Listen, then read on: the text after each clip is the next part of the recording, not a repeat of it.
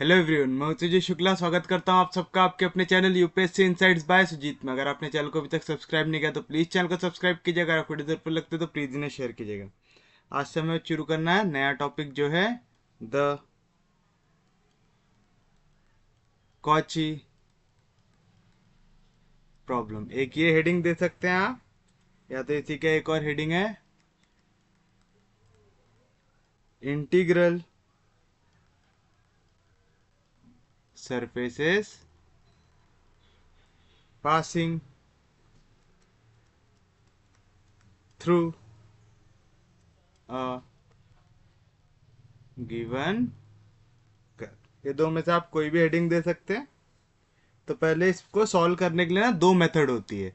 मैं आपको पहले एक पहली मेथड दिखा देता हूँ, फिर उसके ऊपर हम क्वेश्चन देख लेंगे, और क्वेश्चन जब देखते रहेंगे तभी मैं आपको एक्सप्लेन कर दूंगा कि असल में मेथड में करना क्या है। तो पहले लिख लीजिए थियरी वाला पार्ट कि let the given equation be, आपको दी है P P plus Q Q equal to R. ये स्टैंडर्ड इक्वेशन होती है हमारी, इसको देते इक्वेशन नंबर 1। लेट द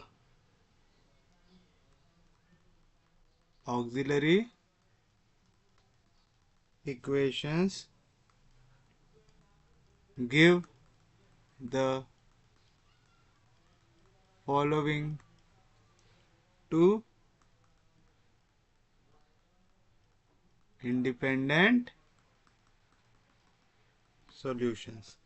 पहला आपको मिलेगा u of X Y Z equal to C one and v of X Y Z equal to C two. यहां तक तो हमने अभी तक पढ़ चुके कि हमको एक इक्वेशन दी हुई रहती है, उससे हम ऑक्सिलरी इक्वेशन लिखते हैं, उसको सॉल्व करते तो हमको मिलता है u equal to C one v equal to C two. तो five of u v equal to zero हमारा होता है रिक्वायर्ड सोल्यूशन। फिर उसके बाद आपको लिखना है suppose we wish to obtain integral surface which passes through the curve whose equation in parametric form is given by x। ये एक फंक्शन बन जाएगा t का, y ये भी एक फंक्शन बन जाएगा t का,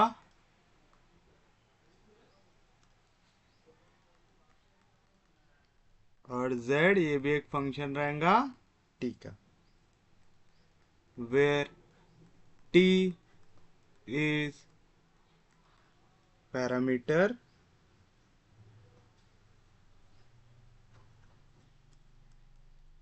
then 2 may be expressed as u of x of t, y of t, z of t equals to c1 and v of x of t, y of t, z of t equals to c2, equation number 4।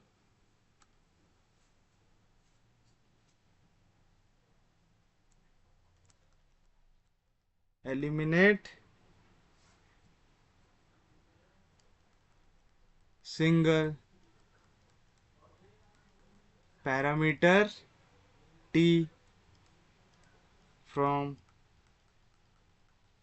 equations of equation 4,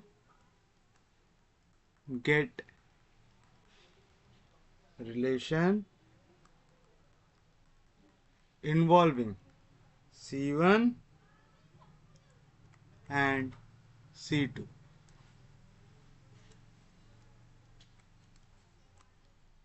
replace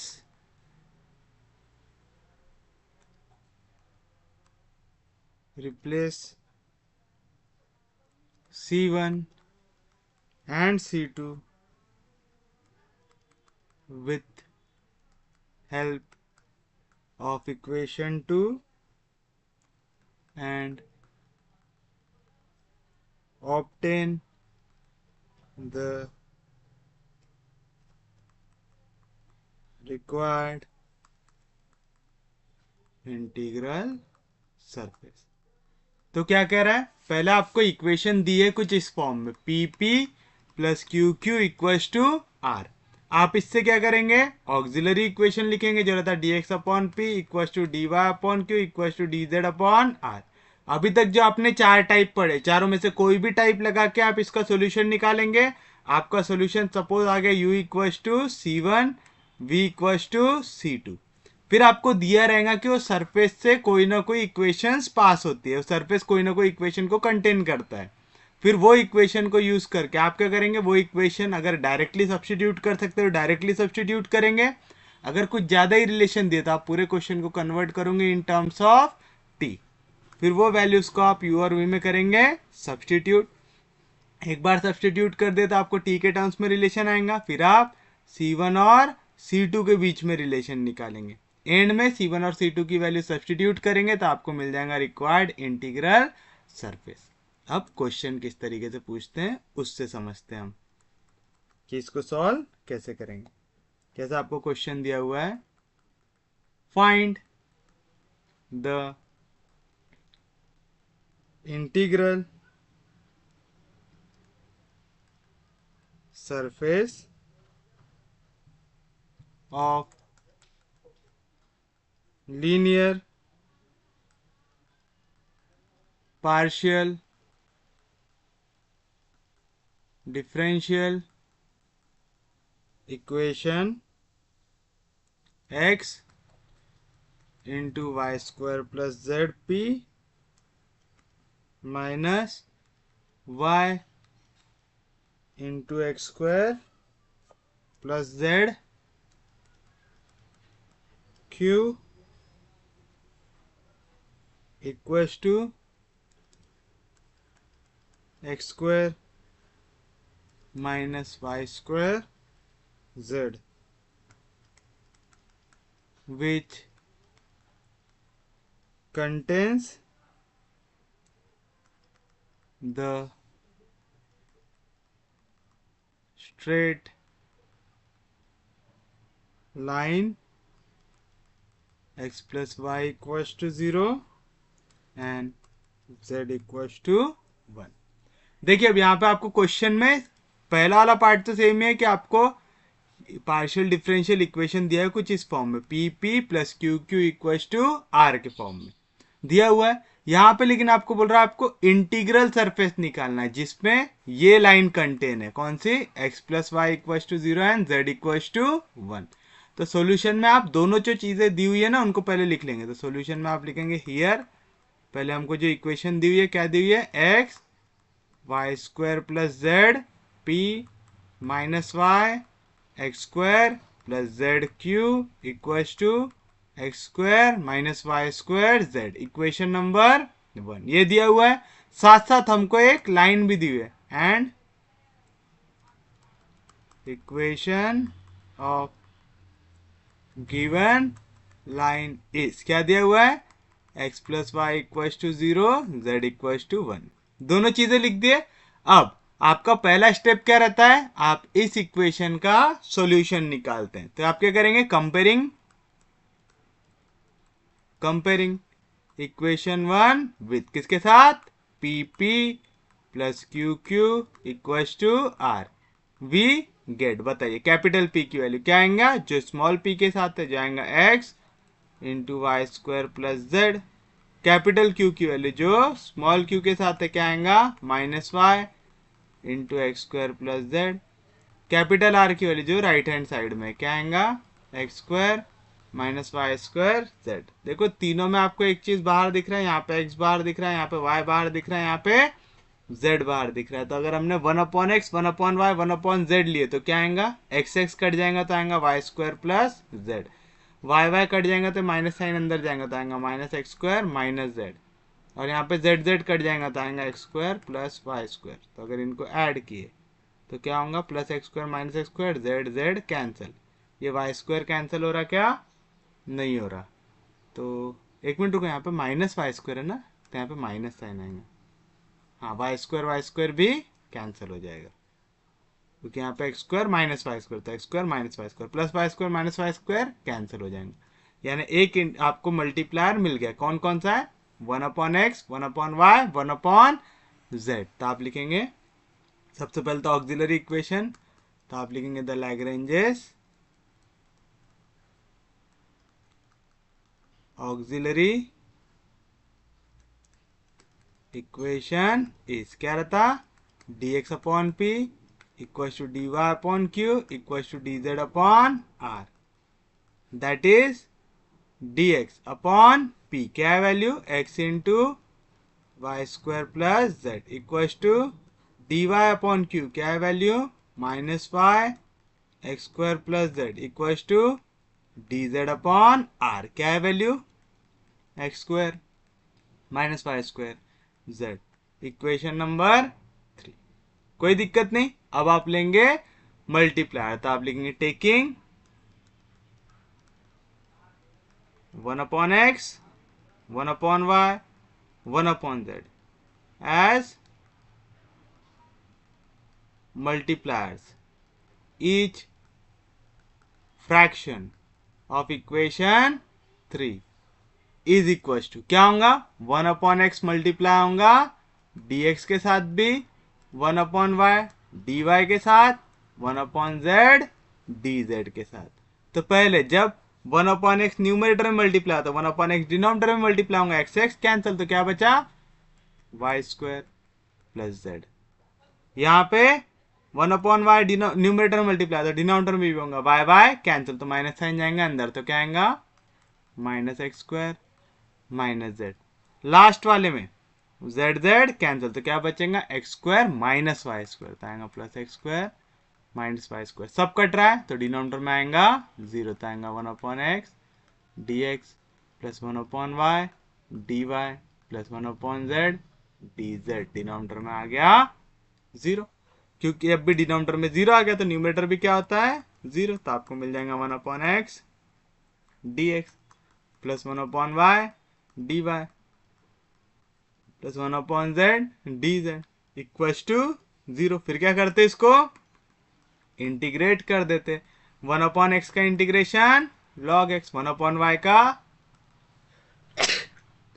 log y, 1/z का log z, तो arbitrary constant भी कायम आएगा log में, तो log c1, where c1 is arbitrary constant, log a plus log b plus log c, क्या होता है, log of a b c, तो आएगा x y z equal to log of c1, log log cancel, तो आपको मिला x y z equal to c1, तो c1 की वैल्यू मिल गई आपको।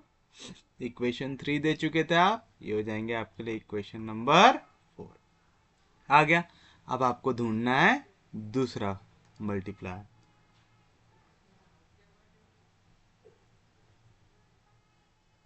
हमने एक और मल्टीप्लायर देखा था, कौन सा, एक्स वाई जेड वाला। चलो देखते वाला, यहाँ पे लगता है कि नहीं लगता है। अगर हम एक्स वाई जेड से मल्टीप्लाई करेंगे तो एक्स इंटू एक्स क्या हो जाएगा, यहाँ पे एक्स स्क्वायर, तो हो जाएगा x square y square plus x into x हो जाएगा एक्स स्क्वायर, तो x square into z x square z. यहाँ पे जैसे वाई से मल्टीप्लाई करेंगे तो y into y y square, तो आएगा minus x square y square minus Y square z, तो आएगा माइनस वाई स्क्वायर जेड। कुछ कटा क्या अभी तक, अभी तक सिर्फ ये कटा है, x square y square minus x square y square. अब क्या काटना है, एक्स स्क्वायर जेड, वो तो ऑलरेडी हमारे पास है ना, plus x square z minus Y square z, लेकिन माइनस वाई स्क्वायर जेड नहीं कटेगा ना, और एक्स स्क्वायर जेड भी प्लस में है, तो इसको साइन चेंज करना पड़ेगा हमको, तो इसको मल्टीप्लाई करना पड़ेगा हमको -1 के साथ। है ना। जैसे हमने इसको x से मल्टीप्लाई किया तो यहाँ पे एक्स स्क्वायर जेड, यहाँ पे y से किया तो माइनस एक्स स्क्वायर जेड। तो हमको ये दिखा कि एक्स स्क्वायर कट गया, सिर्फ क्या कटने का बाकी है, x square z minus Y square z. यहाँ पे x square z minus Y square z already present है, लेकिन हमको उसको काटना है। तो काय से मल्टीप्लाई करेंगे, -1 से। तो जैसे ही -1 से मल्टीप्लाई करेंगे तो माइनस जेड अगर मल्टीप्लाई होगा एक्स स्क्वायर से तो आएगा माइनस एक्स स्क्वायर जेड, और जैसे -1 मल्टीप्लाई होगा प्लस से तो माइनस इंटू माइनस हो जाएगा प्लस वाई स्क्वायर जेड। तो y square z minus Y square z x square z सब कैंसिल हो जाएगा। क्या मल्टीप्लाई लेना पड़ेगा आपको, एक्स वाई और -1। तो हमारा जो एक्स वाई जेड था वो लगभग काम कर दिया था, बस जेड के जगह क्या लेना पड़ा हमको, -1 लेना पड़ा। तो आप लेंगे taking x y -1 as multipliers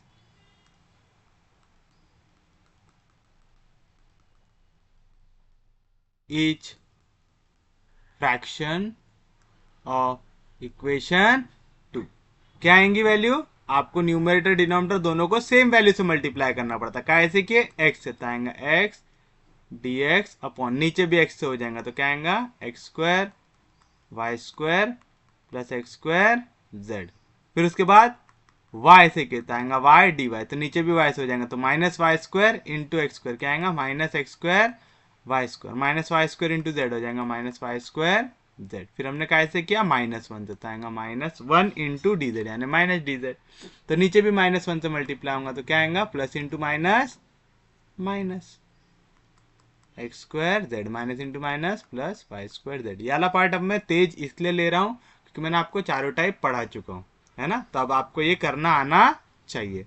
तो पूरा डिनोमिनेटर कट रहा है तो आएगा x d x plus y d y minus d z, division में आ जाएगा 0, क्योंकि डिनोमिनेटर में 0 आ रहा था, न्यूमरेटर भी क्या हो जाएगा 0।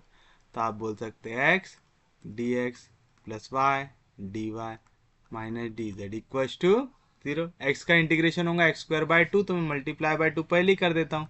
तो 2x d x plus 2y d y minus 2 d z equal to 0। Next step क्या रहेंगे, इंटीग्रेट कर देंगे इसको। चलिए कीजिए इंटीग्रेट, 2 कांस्टेंट है इंटीग्रेशन के बाहर, x का integration x square by 2 constant है इंटीग्रेशन के बाहर, y का integration y square by 2 constant है इंटीग्रेशन के बाहर, डी जेड का इंटीग्रेशन z इक्वल टू नया constant c2, where c2 is arbitrary constant. आएगा कुछ कट रहा है 2 कैंसिल, तो क्या बचा आपके पास x square plus Y square minus 2z equal to c2। Equation 4 हो गई थी, ये हो जाएंगे आपके लिए इक्वेशन नंबर 5। आ गया यहां तक का पार्ट तो आप लोग पढ़ चुके थे। अब आपको पढ़ना है नया पार्ट कि अब इंटीग्रल सरफेस निकालते कैसे। क्या बोल रहा है, find the integral surface which contain the straight line, यानी जो ये सरफेस बनने वाला है वो ये लाइन को कंटेन करता है। अगर वो लाइन को कंटेन करता है तो इक्वेशन को क्या करना चाहिए, सेटिस्फाई करना चाहिए, है ना। लाइन को कंटेन करता है मतलब लाइन उससे पास होती है, अगर उससे पास होती है तो उसको इक्वेशन को क्या करेंगे, सेटिस्फाई करेंगे करेंगे। तो यही लॉजिक यूज करके अब हम आगे का पार्ट करेंगे सॉल्व। लेकिन ये सब चीज़ें हमको ये एक ही जगह पे दिखे करके मैं यहाँ से कॉपी पेस्ट कर लेता हूँ इक्वेशन, ताकि हमको बार बार पीछे ना आना पड़े।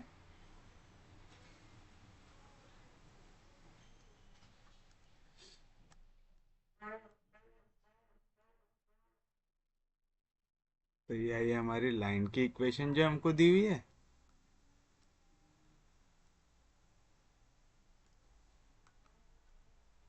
ये हमारा पहला कांस्टेंट,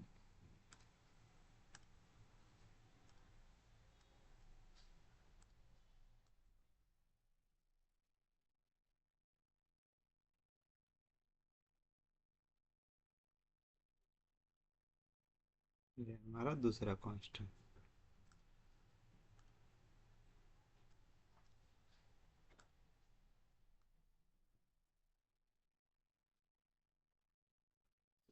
ऐसा इक्वेशन दिया हुआ तो देखो यहाँ पे x plus y equal to 0 और z इक्व टू 1 ऐसा दिया हुआ है। तो आप लिखेंगे now the given surface contains किसको, लाइन कौन सी, x plus y equal to 0, z equal to 1। देखो z की वैल्यू तो डायरेक्टली दी हुई है, लेकिन x और y के बीच में रिलेशन दिया हुआ है कि x प्लस वाई की वैल्यू क्या है, 0 है। तो हम इसको करेंगे पहले चेंज। यहां से भी अपन आंसर शुरू कर रहे हैं, नाउ से यहां तक लिखे इक्वेशन 5 तक, फिर आप ये नाउ से लिखेंगे। Now the given surface contain the line दिया हुआ है।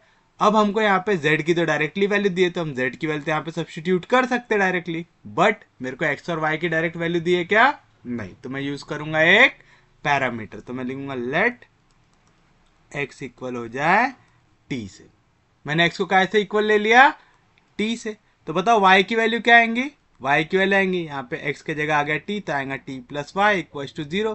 तो यहाँ पे y की वैल्यू क्या आएंगी, यहाँ पे प्लस t, इधर गया तो माइनस t, तो y की वैल्यू आ गई माइनस टी। आई कोई भी दिक्कत, कोई भी डाउट? और z की वैल्यू तो आपको ऑलरेडी दी हुई है 1, वेयर t क्या है, t इज अ पैरामीटर। लिया आपने, और कहां से आया ये, फ्रॉम इक्वेशन नंबर 2 से। आपने इक्वेशन 2 में x के जगह डाला t, तो y की वैल्यू है माइनस टी। आई तो चलो सब्स्टिट्यूट कर दो, इसको दे दो इक्वेशन नंबर 6। तो फ्रॉम इक्वेशन 4, 5 एंड 6। तो चलो पहले इक्वेशन 4 और 6 यूज करो। क्या मिलेगा, x के जगह क्या डालना है, t, तो आ गया t इंटू y के जगह क्या डालना है, माइनस टी, इंटू z की जगह क्या डालना है 1 इक्वल टू c1।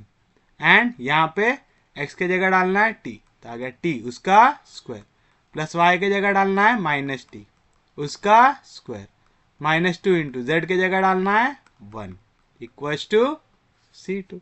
तो क्या मिलेगा आपको, t इंटू टी स्क्वायर, लेकिन यहाँ पे कौन सा साइन है, माइनस, तो minus t square equal to c1। And यहाँ पे क्या मिलेगा, टी स्क्वायर, माइनस का स्क्वायर प्लस टी का square, t square minus 2 equal to c2। That is यहाँ से टी स्क्वायर की वैल्यू निकाल सकते हैं क्या, यहाँ पे माइनस साइन से मल्टीप्लाई कर दो, तो माइनस इंटू माइनस हो जाएगा प्लस, प्लस इंटू माइनस हो जाएगा माइनस, तो t square equal to minus c1। And t square plus t square 2t square minus 2 equal to c2। इसको दे इक्वेशन नंबर 7, इसको दे इक्वेशन नंबर 8। तो फ्रॉम इक्वेशन 7 एंड 8 बताइए क्या मिलेगा आपको, आपने बताया टी स्क्वायर की वैल्यू है माइनस c1, तो जहां जहां पे टी स्क्वायर है मैं उसके जगह क्या लिख सकता, माइनस c1, तो आएगा 2 इंटू माइनस c1, था 2 इंटू टी स्क्वायर की जगह माइनस c1, तो आएगा 2 into minus c1 minus 2 equal to c2। मतलब इधर साइड है तो माइनस में, इधर साइड आएगा तो प्लस में, तो मैं बोल सकता क्या 2c1 प्लस c2, यहाँ पे माइनस 2 इधर आएगा तो प्लस 2 इक्वल टू 0। बोल सकता है ऐसा, कैसे किया समझा ना, यहाँ पे minus 2 into minus c1, minus two c1 इधर गया तो प्लस 2c1, पहले ऑलरेडी प्लस टी c2 था, यहाँ पे माइनस 2 इधर गया तो प्लस 2, पूरा लेफ्ट हैंड साइड खाली कर दे तो इक्वल टू 0 आ गया। इसको दो इक्वेशन नंबर 9। अब आपने c1 और c2 के बीच में क्या निकाल लिए, रिलेशन निकाल लिए। अब वैल्यू को कर दो सब्स्टिट्यूट, तो आप लिखेंगे फ्रॉम इक्वेशन फ्रॉम 4, 5 एंड 9। तो फ्रॉम इक्वेशन 4, 5 एंड 9 क्या मिलेगा आपको, 2 टाइम्स c1, तो आ गया 2 टाइम्स c1। क्या है c1 की वैल्यू आपके पास, x y z, तो आ गया x y z। फिर उसके बाद क्या है, प्लस c2, ये पूरी c2 की वैल्यू आपके पास x square plus Y square minus 2z, तो आ गया x square plus Y square minus 2z। उसके बाद प्लस 2, तो आ गया प्लस 2 इक्वल टू 0 आ गया। दैट इज पहले स्क्वायर वाली टर्म लिख देते हैं, x square plus Y square, फिर उसके बाद प्लस, वैसे तो ऑलरेडी है एक्स वाई जेड सबसे हाईएस्ट ऑर्डर का है, उसको वैसे ही रहने दो, नहीं तो ये आ गया आपका फाइनल आंसर। तो आप लिख देंगे which is the required equation of surface. आ गया। तो कुछ भी हार्ड इसमें, इजी है। बट आपको क्या याद रखना है यहाँ पे कि आपको इक्वेशन बनाना किस तरीके से। क्या किया हमने, पहला वाला पार्ट तो सेम था, C1 C2 निकालने तक का पार्ट सेम था। उसके बाद आपको जो इक्वेशन दी हुई है उसको यूज करके C1 और C2 के बीच में निकालना है रिलेशन। एक बार C1 और C2 के बीच में रिलेशन आ गई तो C1 और C2 की वैल्यू सब्स्टिट्यूट कर दो, तो आपको क्या मिल जाएगा, इक्वेशन ऑफ सरफेस। जिनको नहीं समझा वो लोग देखिए आपका नेक्स्ट क्वेश्चन जो है, find the equation of find the equation of the integral surface of the differential equation 2y into z minus 3p plus 2x minus z cube is to y into 2x minus 3, which passes through the circle z equals to 0, x square plus y square equals to 2। ऐसा question दिया हुआ है आपको। चलिए बताइए first step क्या रहती है, जो दोनों इक्वेशन दी हुई है उनको लिख दीजिए। तो सॉल्यूशन, या तो वाली इक्वेशन आप बाद में भी लिख सकते हैं, तो मैं बाद में ही लिखता हूं, अभी पहले जो इक्वेशन दिया हुआ है वही लिखते हैं। हियर क्या दिया है मेरे को, 2y into z minus 3p plus 2x minus z into q equal to y into 2x minus 3। इक्वेशन नंबर 1 कर दो कंपेयर, तो आप लिखेंगे कंपेयरिंग इक्वेशन 1 विथ काय के साथ, PP plus QQ equal to R। We get, बताइए capital P की वैल्यू जो स्मॉल p के साथ आया क्या आएगा, 2y into z minus 3। Capital Q की वैल्यू जो स्मॉल q के साथ आएगा 2x माइनस जेड, और कैपिटल R की वैल्यू जो राइट हैंड साइड में आता है y इंटू 2x माइनस 3 आएगा। कोई भी दिक्कत, कोई भी डाउट? अब आप करेंगे इसकी इक्वेशन लिखेंगे, तो आप लिखेंगे द लैग्रेंजेस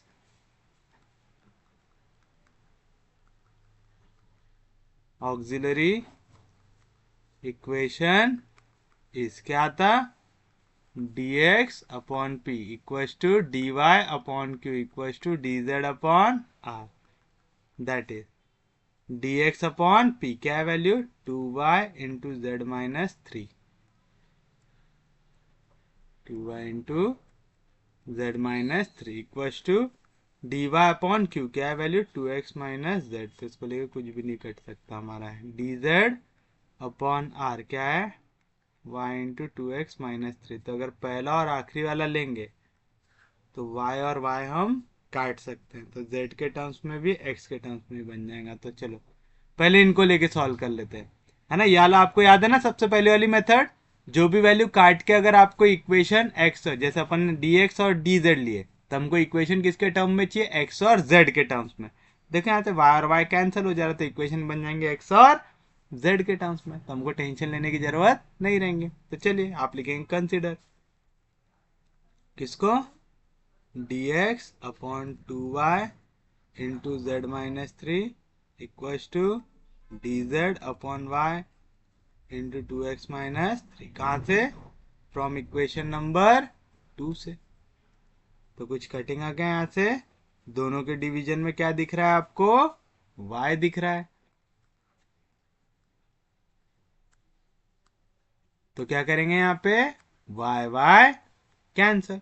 तो क्या बचा यहाँ पे 2x माइनस थ्री, डिविजन में इधर जाएगा तो मल्टीप्लीकेशन में आएगा 2x minus three into d x equal to यहाँ पे 2 into z minus three, multiplication में, डिवीजन में इधर जाएगा तो मल्टीप्लीकेशन में।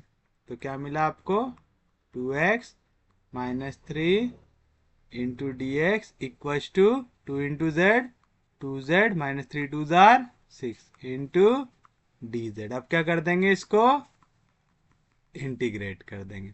चलो टू कांस्टेंट है इंटीग्रेशन के बाहर, x का integration x square by two, minus three constant है इंटीग्रेशन के बाहर, वन का integration x equal to two constant है इंटीग्रेशन के बाहर, जेड का integration z square by two, minus six constant है इंटीग्रेशन के बाहर, डी जेड का इंटीग्रेशन जेड। अब आप ऐड करेंगे कॉन्स्टेंट, तो लिखेंगे where C1 is arbitrary constant. कुछ कट रहा है, two two cancel, two two cancel, तो दैट इज क्या है यहाँ पे एक्स स्क्वायर माइनस, पहले ऐसा करते हैं पूरे सेम पावर वाली टर्म्स लिख लेते हैं, एक्स स्क्वायर यहाँ पे प्लस जेड स्क्वायर, इधर गया तो minus z square, minus three x यहाँ पे माइनस सिक्स जेड, उधर गया तो plus six z equal to C1, equation number 3। तो हमको मिल गया एक इक्वेशन, कौन सा, u इक्वल टू C1। अब बनाना है v इक्वल टू C2, तो अब फिर से ढूंढना पड़ेगा कोई ना कोई मल्टीप्लायर वाली वैल्यू। हमारे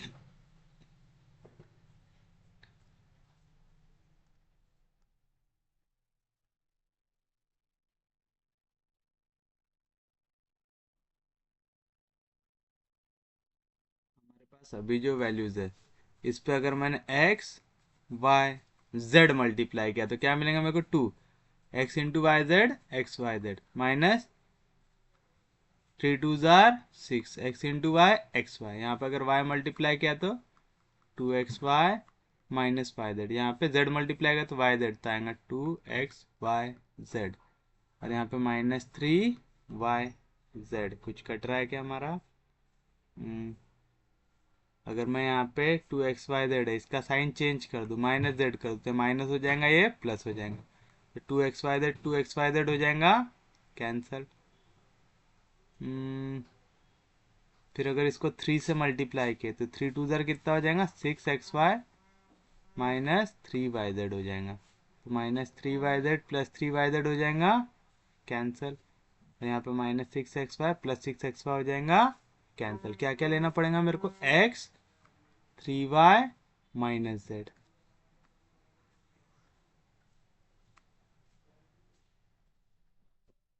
समझा कैसे ढूंढे, हमने हमारा स्टैंडर्ड वाले लिए थे एक्स वाई जेड, जैसे एक्स से मल्टीप्लाई करेंगे क्या होगा, टू एक्स वाई, तो टू एक्स वाई जेड आ गया, फिर माइनस थ्री इंटू एक्स, तो थ्री टू जार six x into y x y आया, फिर मैंने कैसे किया था वाई से, तो क्या मिला मेरे को यहाँ पे, जैसे वाई से मल्टीप्लाई करूंगा तो आएगा two x y minus y z, यहाँ से जैसे मल्टीप्लाई किया जेड से तो वाई पहले से था, वाई इंटू जेड हो जाएगा वाई जेड, तो आ गया टू एक्स वाई जेड, फिर उसके बाद आ गया यहाँ पे माइनस थ्री वाई जेड आया। पहले ढूंढो क्या कट सकता है यहाँ पे two x Y z same दिख रहा है, बस काय का फर्क है, माइनस साइन का, तो मैंने यहाँ पे माइनस जेड कर दिया, तो ये माइनस हो गया, अगर ये माइनस हो गया तो हो जाएगा प्लस, तो टू एक्स वाई जेड हो गया कैंसिल, हो गया। कोई भी दिक्कत, कोई भी डाउट, अगला मैं क्या काट सकता था यहाँ पे, अगली वैल्यू में काट सकते हैं, यहाँ पे सिक्स एक्स वाई है, यहाँ पे थ्री ए वाई जेड है, तो यहाँ पे मेरे को माइनस वाई जेड भी दिख रहा है प्लस एक्स वाई भी दिख रहा है, बस काय का फर्क है, यहाँ पे हमारे पास थ्री नहीं है तो मैंने मल्टीप्लाई बाय थ्री कर दिया, जैसे थ्री से मल्टीप्लाई करूंगा थ्री टू जार क्या हो जाएगा सिक्स, और यहाँ पे थ्री से मल्टीप्लाई हो जाएगा, तो minus three y z plus three y z cancel, six x y minus six x y cancel हो जाएगा। तो बस अब ये वैल्यू को ले लो और सॉल्व कर लो क्वेश्चन को, तो आप लिखेंगे taking x 3y minus z as multipliers each fraction of equation 2 equal to, चलो पहले x से मल्टीप्लाई करेंगे तो आएगा x dx, तो नीचे भी x से मल्टीप्लाई हो जाएगा तो आएगा two x Y z minus three two जार सिक्स एक्स वाई, फिर उसके बाद 3y से कितना आएगा प्लस 3y dy, तो नीचे भी 3 से मल्टीप्लाई होगा तो आएगा 3 2 जार 6 xy माइनस 3yz, फिर उसके बाद कैसे किया माइनस जेड से, तो आएगा minus z d Z upon नीचे भी माइनस जेड से होगा तो आएगा माइनस 2xy z, फिर उसके बाद minus into minus plus 3yz आएगा। आपको दिख रहा है पूरा का पूरा डिनोमिनेटर क्या हो रहा है मेरा कैंसिल हो रहा है, तो पूरा डिनोमिनेटर अगर कैंसिल हो जाएगा तो डिनोमिनेटर में क्या बचेगा 0, तो आएगा x dx plus 3y dy minus z d Z upon 0। आ रहा है कोई भी दिक्कत कोई भी डाउट? चलिए बताइए, अगर डिनोमिनेटर की वैल्यू 0 आ रहा तो न्यूमरेटर भी क्या आएगा 0, तो आप बोल सकते हैं x dx plus 3y dy minus z d z equal to 0। अब देखो यार यहाँ पे x का इंटीग्रेशन होगा x स्क्वायर बाय 2, y का y स्क्वायर बाय 2, तो डिवीजन में 2 आ सकता है तो मल्टीप्लाई बाय 2 पहले ही कर लेते हैं, तो मैं इसको ऐसे लिख सकता है 2x dx प्लस 3 2 जार 6y dy minus 2z dz equal to 0। अब कर दो इसको इंटीग्रेट, तो 2 कांस्टेंट इंटीग्रेशन के बाहर x का integration x square by 2, 6 constant integration के बाहर y का integration y square by 2, minus 2 constant integration के बाद z का integration z square by 2 equal to c2, where c2 is arbitrary constant. आएगा 2 2 हो जाएगा कैंसिल, 2 3 जार 6, 2 2 हो जाएगा कैंसिल, तो क्या बचा यहाँ से x square plus 3y square minus z square equal to c2, equation number 4 आ गया। कोई भी दिक्कत कोई भी डाउट? अब हमको ये इक्वेशंस को करना है यूज, ये किससे पास हो रहा है सर्कल से, ये सर्कल की इक्वेशन यूज करेंगे और C1 C2 की इक्वेशन यूज करेंगे।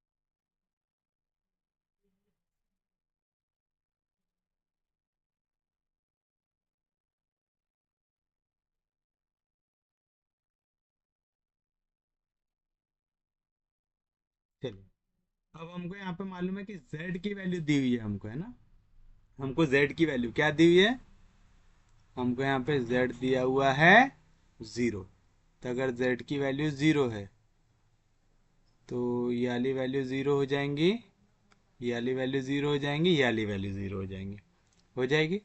उसके बाद हमको क्या दिया है x square plus Y square की वैल्यू दिया हुआ है, x square plus Y square दिया हुआ है 2x से equal, okay, x square plus Y square दिया हुआ है इक्वल 2x से, तो अगर मैं x के जगह t लूंगा तो मेरा क्वेश्चन सॉल्व हो सकता है। चलिए, अब क्या बोल रहा है आपको, आपको इंटीग्रल सरफेस निकालना है डिफरेंशियल इक्वेशन का जो पास करता है थ्रू द सर्कल, तो आप लिखेंगे since this surface passes through the circle, क्या इक्वेशन दी हुई है z equal to 0 x square plus Y square equal to 2x दिया हुआ है, इसको दे इक्वेशन नंबर 5, तो आप पैरामीटर में कन्वर्ट कर देंगे तो लिखेंगे let x equal to t, अगर x की वैल्यू t ले लेंगे तो y की वैल्यू क्या आएंगी, क्या है यहाँ पे x square plus Y square equal to 2x, तो वाई स्क्वायर की वैल्यू क्या आएंगे 2x माइनस एक्स स्क्वायर, तो वाई स्क्वायर की वैल्यू क्या आएंगे 2, एक्स के जगह रखे t, वाई के जगह रखे t स्क्वायर आएगा। कोई भी दिक्कत कोई भी डाउट समझा यहाँ तक? तो आपको यहाँ से वाई स्क्वायर की वैल्यू मिल गई 2t माइनस टी स्क्वायर, आप चाहो तो इसको अंडर रूट में भी लिख सकते हैं, लेकिन यहाँ पे हमारे पास y का स्क्वायर ही है इक्वेशन में, कहीं पे भी y की टर्म है क्या नहीं। उसके बाद z की वैल्यू क्या दी हुई है 0, कहाँ पे सब्सटीट्यूट किया आपने, फ्रॉम इक्वेशन नंबर 5 पे सब्सटीट्यूट किया, वेयर टी इज पैरामीटर। तो समझ रहा है ना, आप इसको पैरामीट्रिक फॉर्म में कन्वर्ट कर रहे हैं। और यहाँ पे याद रखना, आप Y square equal to 2t लिख सकते हैं, या तो आप y को ऐसा भी लिख सकते हैं, under root of 2t minus t square. याद रखेंगे, दो में से कोई एक फॉर्म रखो इसको, नहीं तो y के टर्म्स में लिख लो ना, क्योंकि आगे स्क्वायर और स्क्वायर रूट तो कट ही रहा है। अगर इसको x y z के फॉर्म में लिखो। चलिए बताइए अब क्या करेंगे, सब्स्टिट्यूट कर दो, या इक्वेशन दे दो 6। तो फ्रॉम इक्वेशन पहले इसको सॉल्व कर लेते हैं, 3 and 6। और अगर पेपर में आपके पास स्पेस नहीं है तो डायरेक्ट जैसे अपन ने पिछले क्वेश्चन में किया, from equation 3, 4 and 6 we get, बताओ क्या है वैल्यू, x का स्क्वायर तो हो जाएगा t का स्क्वायर माइनस z का स्क्वायर, z की वैल्यू 0 तो हो गया 0, माइनस 3 इंटू x की वैल्यू है t, प्लस 6 इंटू z की वैल्यू है 0, equals to C1। And same चीज यहाँ पे x का स्क्वायर यानी t का स्क्वायर प्लस 3 टाइम्स y का स्क्वायर, तो स्क्वायर और स्क्वायर रूट कैंसिल, तो आ जाएगा 2t माइनस टी स्क्वायर। अब समझा क्या बोल रहा था मैं, वहां पे डायरेक्ट सब्स्टिट्यूट कर सकते हैं, माइनस z का स्क्वायर, z की वैल्यू है 0, equals to C2। That is क्या मिला यहाँ से, t square minus 3t equals to C1। And यहाँ पे क्या आएगा, टी स्क्वायर प्लस 3 2 जार 60 minus 3t square equals to C2 आएगा। तो क्या मिला यहां से, that is t square minus 3t equals to C1। And t square में से 3t स्क्वायर गया तो क्या बचेगा, 60 minus 2t square equals to C2। अब देखो हमारे पास यहाँ पे जो इक्वेशन है क्या है, टी स्क्वायर माइनस 3t, यानी टी स्क्वायर पॉजिटिव और उसके सामने कुछ भी नहीं है। यहाँ पे क्या है, -2 है, तो -2 को निकाल लेते कॉमन, तो आएगा t square minus 3t equals to C1, equation number 7। And यहां से आपने जैसे -2 को बाहर निकाला, यहाँ पे क्या हो जाएगा, टी स्क्वायर, -2 बाहर निकाल तो प्लस के जगह -2 के टेबल में 6 आता है कितने का, 3 जाता है, 3t equals to C2, equation number 8। तो फ्रॉम इक्वेशन 7 एंड 8 बताइए क्या मिलेगा आपको, टी स्क्वायर माइनस 3t का की वैल्यू है C1 की, टी स्क्वायर माइनस 3t का की वैल्यू होगी C1 की, तो -2 time T square minus 3t, ये वैल्यू हो गई C1 की, equals to C2। That is यहाँ पे -2 C1 उधर जाएगा तो +2 C1 plus C2 equals to 0 आ जाएगा। इसको दे दो इक्वेशन नंबर 9। आ गया C1 और C2 के बीच में रिलेशन, सब्स्टिट्यूट कर दो, तो फ्रॉम इक्वेशन 3, 4 and 9। तो फ्रॉम इक्वेशन 3, 4 and 9 बताइए क्या मिलेगा, इक्वेशन 3 क्या है, 2 टाइम्स ये पूरी वैल्यू C1, 2 टाइम्स C1 तो आएगा 2 टाइम्स C1 प्लस C2, ये पूरी वैल्यू C2 की,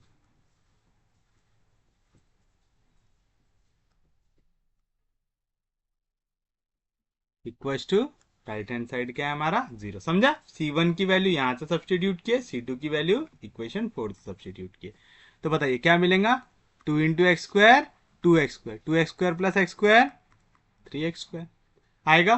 फिर उसके बाद वाई स्क्वायर में देखो plus 3y square, 2 into minus z square -2z square, minus z square -3z square आएगा। फिर उसके बाद x वाली टर्म देखो, -3 2 जार 6x प्लस 6 2 जार 12z इक्वल्स टू 0। सब 3 के टेबल में आते हैं तो डिवाइड बाय 3 कर दो, तो आएगा x square plus Y square minus z square -3 2 जार 6 प्लस 3 4 जार आएगा। तो ये रहेगा आपके लिए फाइनल आंसर, तो विच इज द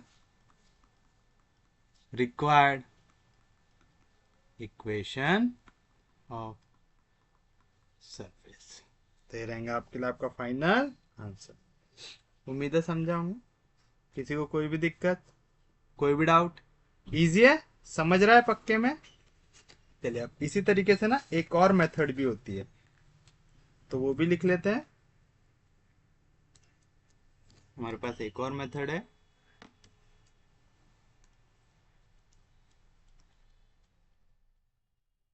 जो है method let PP plus QQ equals to R be the given equation, solution of its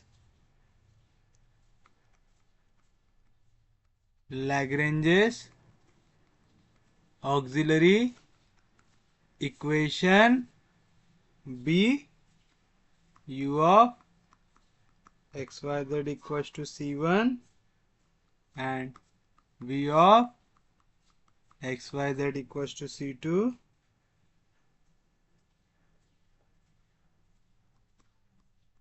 Suppose we wish to obtain the integral surface passing through the curve which is determined by the following two equations: pi of xyz equals to 0 and xi of xyz equals to 0.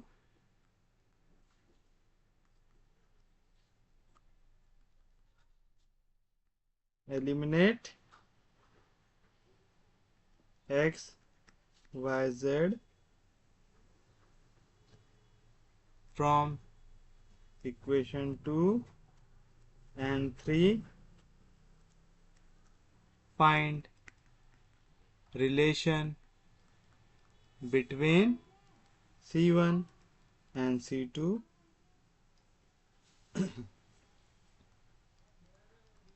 Replace C1 and C2 by U and V respectively and obtain the desired integral surface. चलिए अब इसके ऊपर से question कैसे solve करते हैं और ये पहली इक्वेशन से अलग कैसे, ये भी आपको समझ में आ जाएंगे यहां से। देखिए जैसे आपको क्वेश्चन दिया हुआ है, कह रहा है find the integral surface of the partial differential equation x minus yp plus y minus x minus zq equals to z through the circle z equals to 1 x square plus y square equals to 1। ऐसे equation दी हुई है आपको। सबसे पहले आप क्या करेंगे, जो इक्वेशन दी हुई है उसको लिखेंगे। तो आप लिखेंगे हियर क्या दिया हुआ है मेरे को, x minus y p plus y minus x minus z Q equals to z. Equation number 1। कर लो इसको स्टैंडर्ड फॉर्म के साथ कंपेयर। तो आप लिखेंगे कंपेयरिंग इक्वेशन 1 विथ किसके साथ, P, P plus Q, Q equals to are. We get, बताइए कैपिटल पी की वैल्यू क्या आएंगी, x minus y. Capital Q की वैल्यू क्या आएंगी, y minus x minus z. Capital R की वैल्यू आएंगी जेड। एक मिनट रुको, x minus y plus y, z minus z. सब कैंसिल हो रहा है अगर ऐड कर दिए तो, यानी हमारा एक मल्टीप्लायर रहेगा 1 1 1 रहेगा। तो चलिए बताइए आप क्या लिखेंगे, the Lagrange's auxiliary equation is, क्या रहेगा, dx upon p dy upon Q equals to dz upon r. That is क्या मिलेगा आपको, dx अपॉन पी, पी की वैल्यू क्या है x minus y, equals to dy upon q, क्या है value y minus x minus z, equals to dz upon r, क्या है वैल्यू z। Equation number 2। जब भी आपको ऐसी वैल्यू दिखे ना, जहां पे देखो 3 पॉजिटिव वैल्यू थी, 3 नेगेटिव वैल्यू थी, सबका पावर 1 था, तो हमको मालूम कि ऐड करने में कटने की चांसेस बहुत ज्यादा है, तो पहले ही ऐड करके देख लेना, लिखते वक्त ही आपको समझ में आ जाएंगे। तो थोड़ा सा जब लिख रहे हो ना क्वेश्चन, तभी थोड़ा सा ख्याल इस पे भी रखा करो। तो आप लिखेंगे टेकिंग, अच्छा इस पे और एक कौन सी मेथड पे अपन जा सकते थे, देखो एक्स वाई जेड सबका पावर क्या है 1 है, तो हम यहाँ पे वाली मेथड भी जा सकते हैं, डिनोमिनेटर का डेरिवेटिव न्यूमरेटर में बनाने की कोशिश कर सकते हैं। तो आप लेंगे टेकिंग 1 1 1, लेकिन ये क्योंकि आसानी से हो रहा है तो हम जबरदस्ती क्वेश्चन को हार्ड करेंगे क्या, नहीं। तो taking 1 1 1 as multipliers each fraction of equation 2, कैसे इक्वल रहेगा 1 into d x d x, तो नीचे भी 1 से मल्टीप्लाई होता है x minus y, 1 into d y d y, तो नीचे भी आएगा y minus x minus z, 1 into d z d z, नीचे भी आएगा जेड, पूरी वैल्यू कट रही तो आएगा d x plus d y plus d Z upon नीचे आ गया 0। अगर नीचे न्यूमरेटर सॉरी डिनोमिनेटर आ रहा है 0, तो न्यूमरेटर भी क्या होगा 0, तो आप बोल सकते हैं d x plus d y plus d z equal रहेगा 0 से। आप क्या कर देंगे, इसको इंटीग्रेट कर देंगे, dx का इंटीग्रेशन x, dy का इंटीग्रेशन y, dz का integration z equals to c1 को इक्वेशन 3।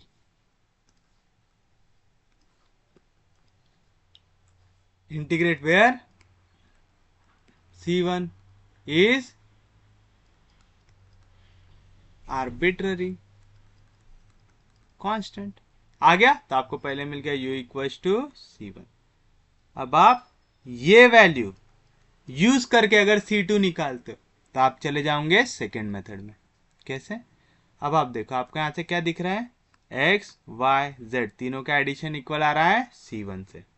अब देखो ये इक्वेशन देखो dz अपॉन z, ये इक्वल है z से, तो इसका आंसर आप डायरेक्ट लिख सकते लॉग ऑफ z लिख सकते। तो हम इसको और इसको लेंगे, इसको और इसको क्यों ले रहे हैं, दोनों के बीच में एक रीजन है। इसको तो इसलिए लिए क्योंकि इसका इंटीग्रेशन आराम से आप निकाल सकते, और इसको इसलिए लिए क्योंकि आपको यहाँ पे रिलेशन मिल रही है x plus y plus z equals to c1।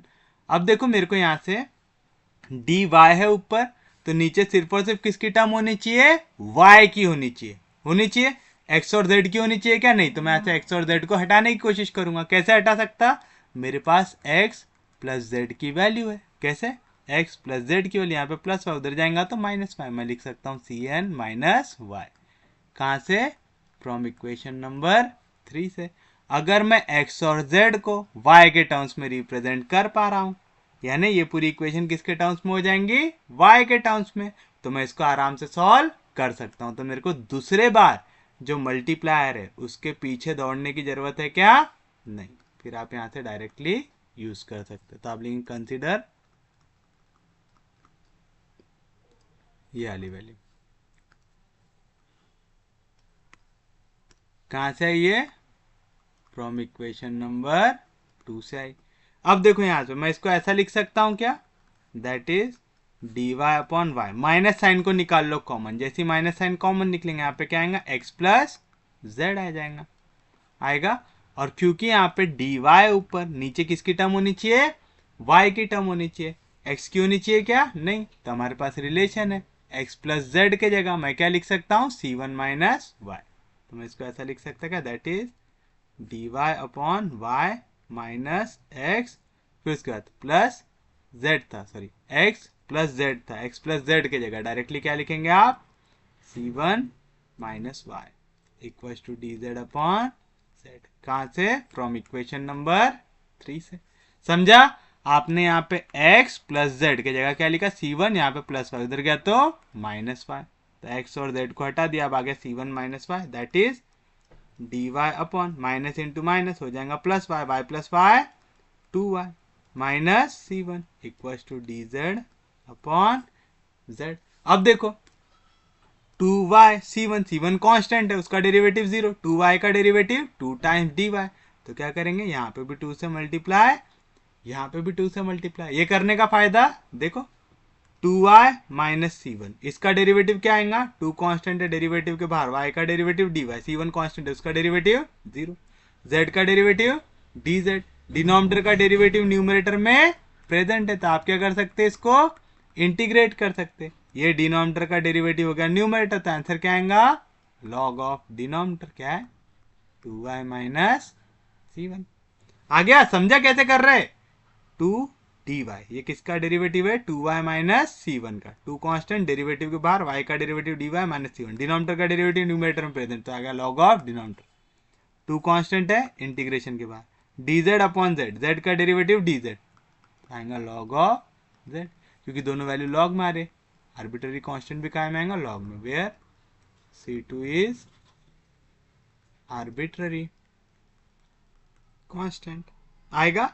लेकिन आप यहाँ पे भी c1 लिख रहे हैं, यहाँ पे c2 लिख रहे हैं, दो आर्बिट्ररी कांस्टेंट चलता है क्या, हमको चाहिए u equal to c1, v equal to c2, तो यहाँ पे c1 चलेगा क्या, नहीं, तो c1 की वैल्यू वापस से सब्सटीट्यूट कर दो, तो क्या मिलेगा आपको, log of 2y minus c1, c1 की वैल्यू क्या है, x plus y plus z equal to n log m, क्या होता है, लॉग m का power n plus log of c2। कहां से आए ये, फ्रॉम इक्वेशन नंबर 3 से। तो आपने देखा यहाँ पे आपने क्या किया, पहले तो फ्रैक्शन में आपने c1 की वैल्यू को सब्सटीट्यूट किया, क्वेश्चन को आसान किया, कांस्टेंट क्योंकि आपको मालूम डेरिवेटिव होता है 0, तो उससे क्वेश्चन में कुछ भी चेंज होगा क्या आपका, नहीं, आपने आसानी से आंसर निकाल लिया। एक बार आंसर आ गया तो आपने वापस से c1 की वैल्यू को फिर से सब्सटीट्यूट कर दिया।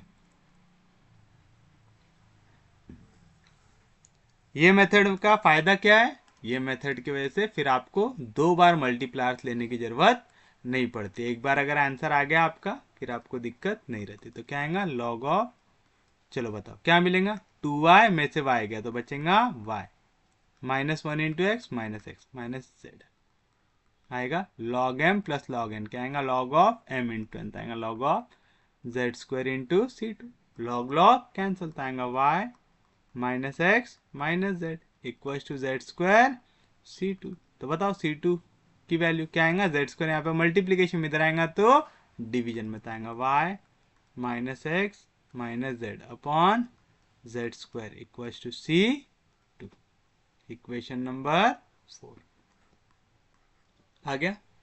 कोई भी दिक्कत, कोई भी डाउट, इजी है यहाँ तक। अब आपको यूज करना पड़ेगा आपकी इक्वेशन, किसकी, ये जो आपको सर्कल की दी हुई है, तो आप लिखेंगे since the given integral surface passes through the circle. अब आप लिखेंगे since the required integral surface passes through the circle। कौन सा,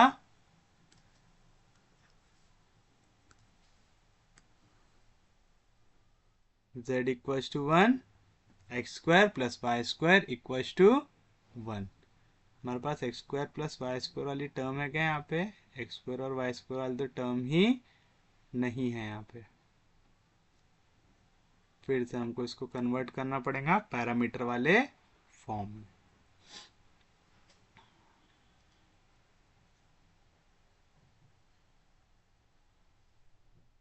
चलिए बताइए कैसे करेंगे फिर इसको दे इक्वेशन नंबर 5।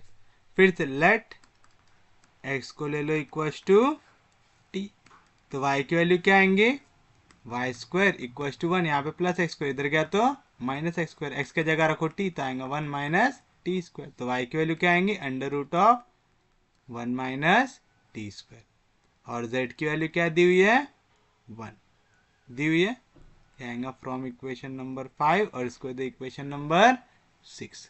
अब सब्स्टिट्यूट कर दो फ्रॉम इक्वेशन 3, 4 एंड 6, बताइए क्या मिलेगा इक्वेशन 3।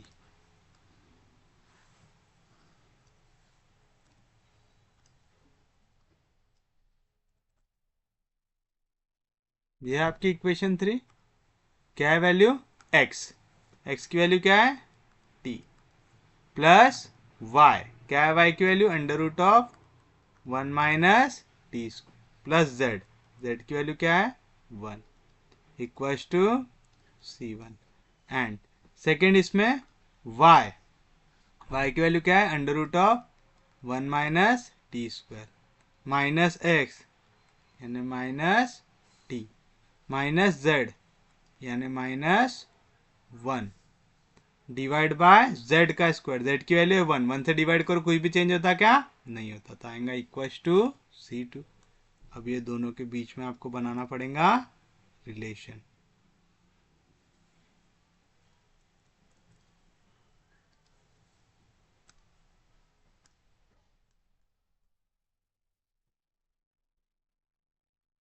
देखो दोनों में कुछ वैल्यू सेम दिख रही है क्या, यहाँ पे भी under root of 1 minus t square है, यहाँ पे भी under root of 1 minus t square, तो हम ऐसा करते हैं under root of 1 minus t square की वैल्यू निकालते हैं, that is under root of 1 minus t square equal to c1 जैसा था वैसा, यहाँ पे प्लस टी इधर गया तो माइनस टी, यहाँ पे प्लस 1 इधर गया तो -1, इसको दो अपने 6 दे चुके हैं, इसको दो इक्वेशन नंबर 7 एंड सेम चीज under root of 1 minus t square equal to c2 जैसा था वैसा, यहाँ पे माइनस टी इधर गया तो प्लस टी, यहाँ पे -1 इधर गया तो +1 इक्वेशन नंबर 8।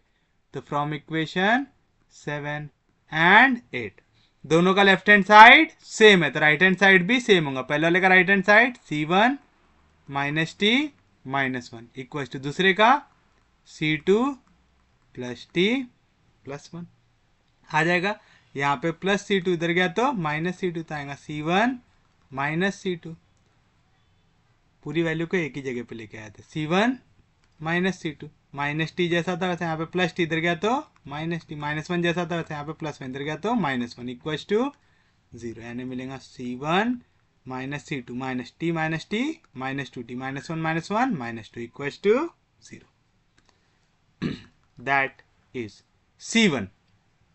बताइए c1 की वैल्यू क्या थी, ये है आपका c1 x plus y plus z, तो आ जाएगा x plus y plus z minus c2 की value y minus x minus z upon z square, y minus x minus z upon z square था ना, y minus x minus z upon z square,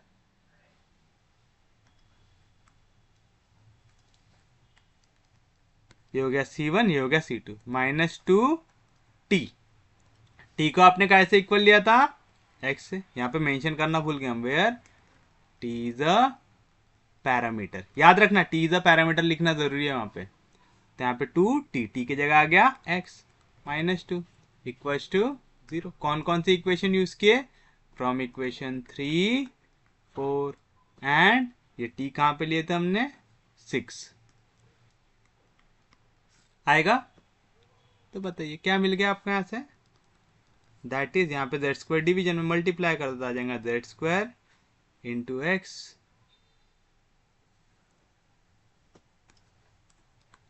Z square into x क्या हो जाएगा x z square into y हो जाएगा y z square into z हो जाएगा z का क्यूब, ब्रैकेट होगा ओपन, जेड स्क्वायर कैंसिल आएगा -y plus x plus z, यहाँ पे -2 जैसा था वैसा, x into z square, x into z square minus 2 into z square equal to 0। समझा ना?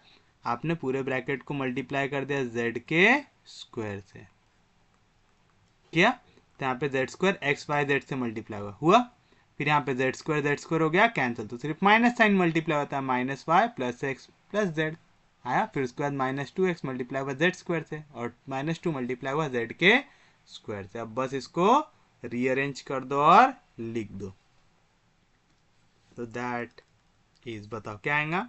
सबसे पहले z का क्यूब लिख देते हैं, फिर उसके बाद -2x Z square plus x z square, तो बचेगा -x जेड स्क्वायर, फिर उसके बाद प्लस y जेड स्क्वायर, उसके बाद और कुछ बचा है क्या?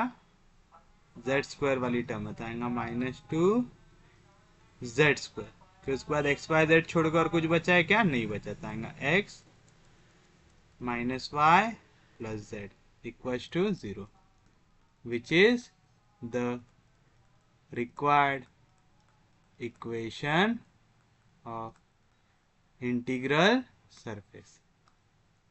सरफेस लिखने की जगह ना इंटीग्रल सरफेस लिखो, जो पहले के भी क्वेश्चन थे ना वहां पे भी लिख दो इंटीग्रल सरफेस, ज्यादा अच्छा लगेगा।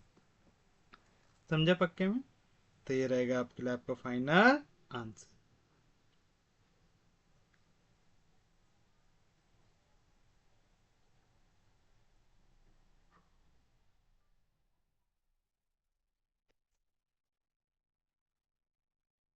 समझे पक्के में?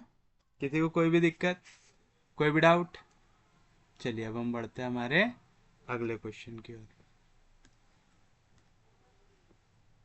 जो है find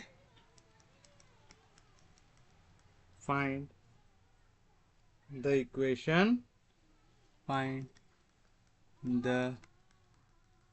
equation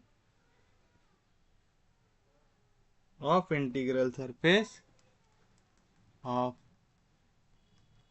integral surface of the differential equation x square minus yzp plus y square minus zx cube equals to z square minus xy, which passes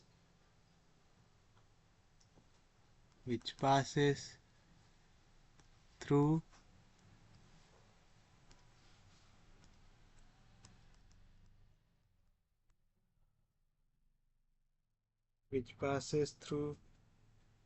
the line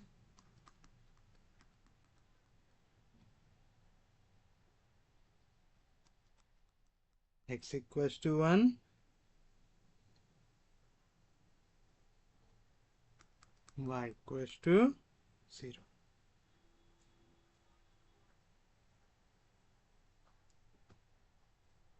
चलिए देखिए सॉल्यूशन में सबसे पहले जो इक्वेशन दी हुई है उसको लिखेंगे, तो आप लिखेंगे हियर क्या दिया हुआ है आपको, x square minus y z p plus Y square minus z x q equals to z square minus x y, equation number 1। अब कर लो इसको कंपेयर, तो आप लिखेंगे कंपेयरिंग इक्वेशन 1 विथ काय के साथ, P P plus Q Q equals to are, we get, बताइए p की वैल्यू क्या आएगा, कैपिटल P की वैल्यू जो स्मॉल p के साथ आएगा x square minus y z, कैपिटल Q की वैल्यू जो स्मॉल q के साथ है क्या आएगा, Y square minus z x, x square minus y z, y square minus z x, r की वैल्यू जो राइट हैंड साइड में Z square minus x y. Question का आएगा दिख रहा है साइक्लिसिटी का, तो क्या लेंगे मल्टीप्लायर 1 माइनस 1 0, फिर 0 को एक स्टेप आगे करो तो 0 1 -1, फिर -1 को एक स्टेप आगे करो तो -1 0 1 लेंगे, तो आप लिखेंगे the Lagrange's auxiliary equation is, बताइए क्या था, dx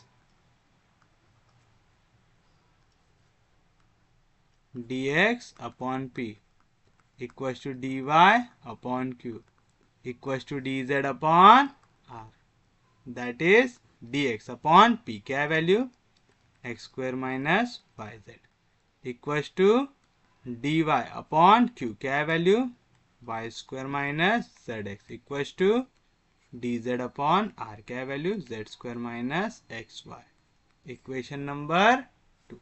अब चलिए लिखेंगे एक एक करके, टेकिंग कौन कौन सा, 1 -1 0 पहला हो गया, दूसरा 0 1 -1 दूसरा हो गया, और तीसरा -1 0 1 एज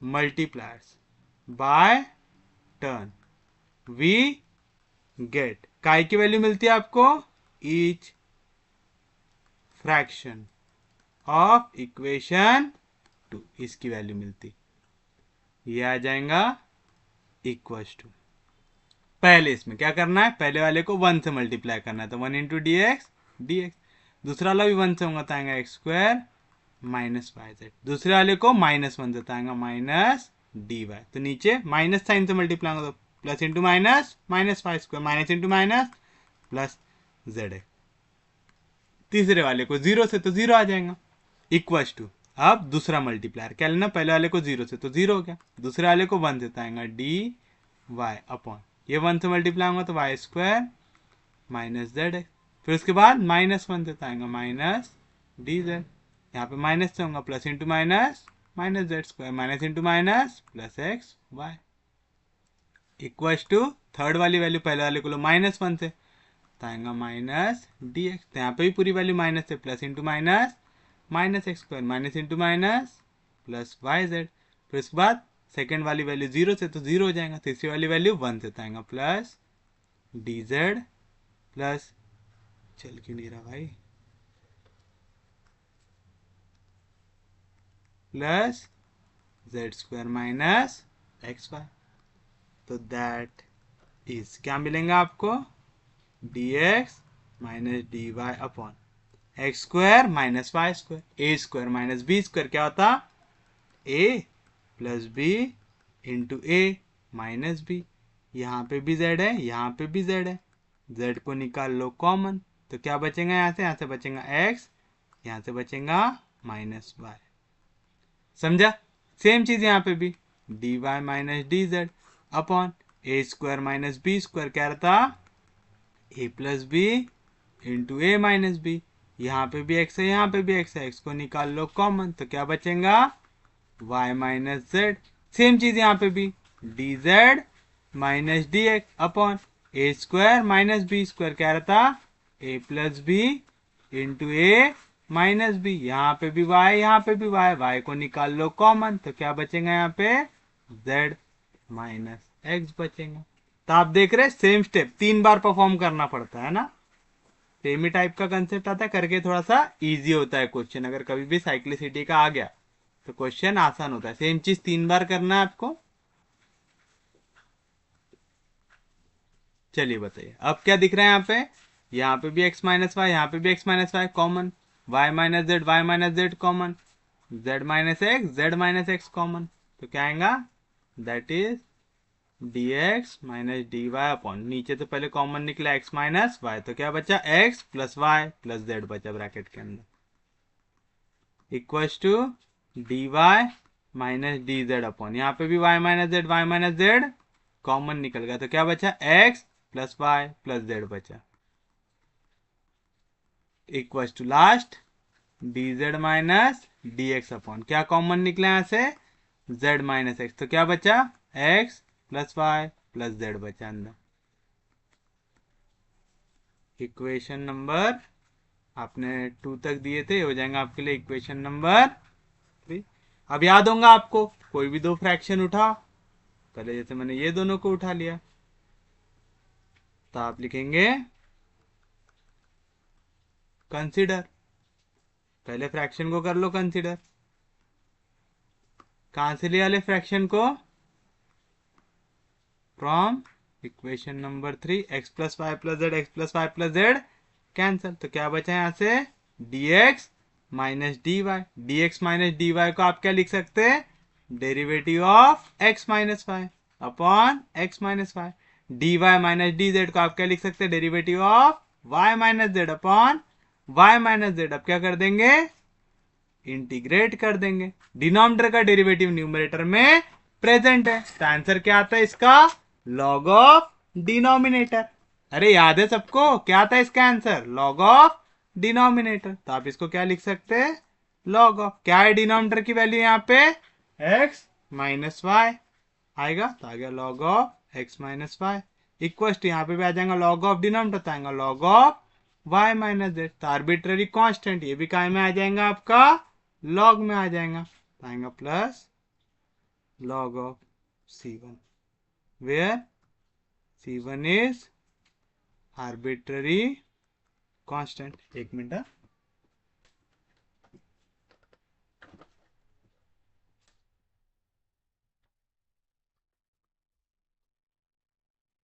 आएगा? कोई भी दिक्कत, कोई भी डाउट? अब ये log of x minus y जैसा था वैसा equal to log m plus log n। क्या था? log of m into n, तो आएगा log ऑफ y minus z into C1। Log log cancel, तो क्या मिलेगा? x minus y equal to y minus z into C1। तो क्या मिला? x minus y upon y minus z equal to C1। Equation number 4 आएगा। फिर अब फिर से कोई दो फ्रैक्शन ले लो, ये दोनों साथ में दिख रहे थे, ये दोनों को ले लेते हैं।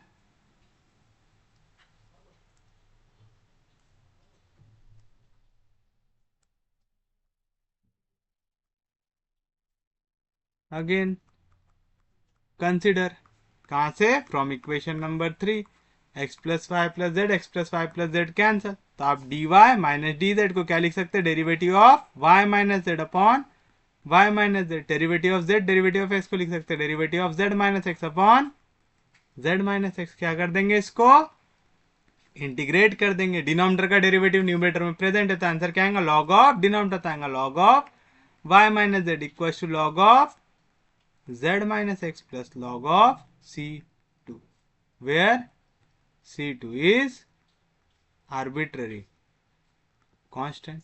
log m plus log n क्या था? log of m into n, तो log of y minus z equals to log of m। m की जगह क्या है? z minus x into n, n की जगह क्या है? C2। log log कैंसिल, तो क्या आएगा? y minus z equals to z minus x into C2। तो क्या आएगा? y minus z upon z minus x equal to C2। Equation number 5। आपके पास C1 की वैल्यू, आपके पास C2 की वैल्यू है, आगे दोनों के दोनों, और आपके पास वहां पे इक्वेशन ऑफ कर्व भी दिया होगा कुछ ना कुछ, तो आप सबको लिख लो एक साथ।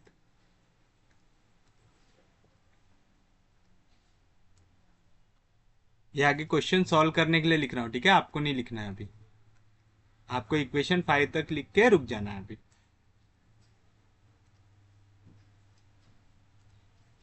ये तो हमने C1 C2 की वैल्यू निकाल ली है, और हमको सरफेस किससे पास हो रहा है ये भी दिया होगा, विच पासेस थ्रू द लाइन दिया हुआ है।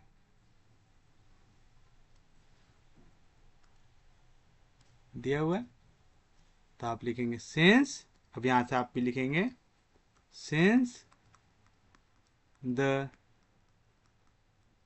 required integral surface passes through the line। कौन सी लाइन दी हुई है आपको? x equals to 1 y equals to 0 दिया हुआ है। तो चलिए बताइए क्या मिलेगा आपको?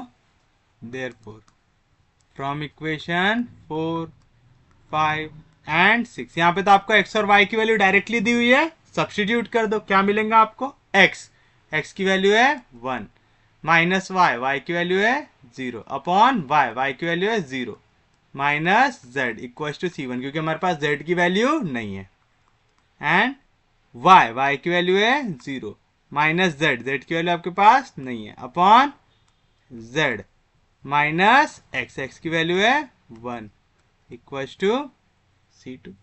आएगा ऐसा कोई भी दिक्कत? दैट इज 1 में से 0 गया 1 अपॉन 0 माइनस जेड, तो आप लिख सकते हैं -1 upon z equal to C1। And यहाँ पे क्या होगा, 0 minus z upon z -1 equal to C2। अब आप देखो, अगर अपन दोनों को मल्टीप्लाई करता, आप z और z को कैंसल कर सकते हैं, है ना? या तो फिर आप यहां से डायरेक्टली z की वैल्यू निकाल लो। दैट इज यहां से अगर मैं z की वैल्यू निकाल तो क्या आएगा, z equal to -1 upon C1, equation number 7। And C2 की वैल्यू क्या आएंगी, -z upon z -1, equation number 8। समझा ना? यहाँ पे C1 मल्टीप्लीकेशन में देगा डिवीजन में, z मल्टीप्लीकेशन में देगा डिवीजन में। आगे अब ये दोनों को यूज करो और फाइनल आंसर निकाल लो।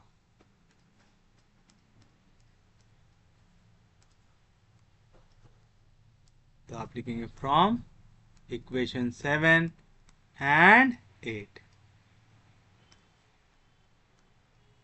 From equation 7 and 8 we get, क्या मिलेगा आपको, C2 equal to minus z, z की वैल्यू क्या है, -1 अपॉन C1 अपॉन जेड, या क्या है, -1 upon C1 minus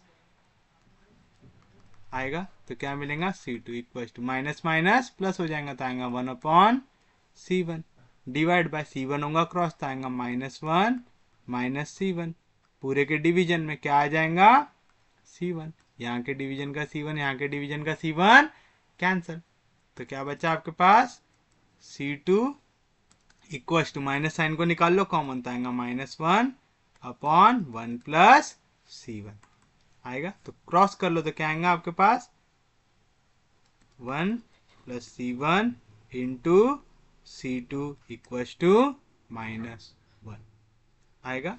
C1 plus 1 कर लो, 1 प्लस C1 लिखने से अच्छा C1 प्लस 1 लिख लो इसको, तो आएगा C1 plus 1 into C2 equal to -1 आ गया। इसको तो इक्वेशन नंबर 9। चलो आप सब्सटीट्यूट कर दो, C1 और C2 की वैल्यू है क्या आपके पास है, कौन कौन सी इक्वेशन से, 4 और 5 से। नेक्स्ट पेज पे ही ले लो, एक बार में पूरा देखते हुए कर लेंगे। मैं तो सोचा था वाला क्वेश्चन इसका है तो बहुत ही जल्दी हो जाएगा, साइक्लिसिटी वाला।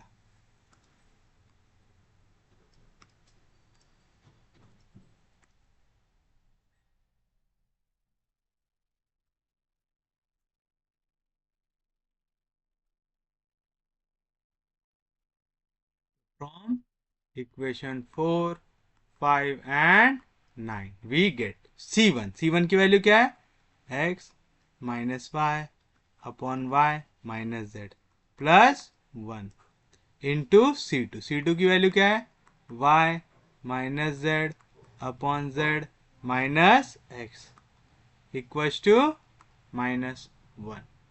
तो बताइए क्या मिलेगा, पहले तो y माइनस जेड होगा क्रॉस तो आएगा x minus y plus y minus Z, और पूरे के डिवीजन में आ गया y minus z into y minus z upon z minus x equal to -1।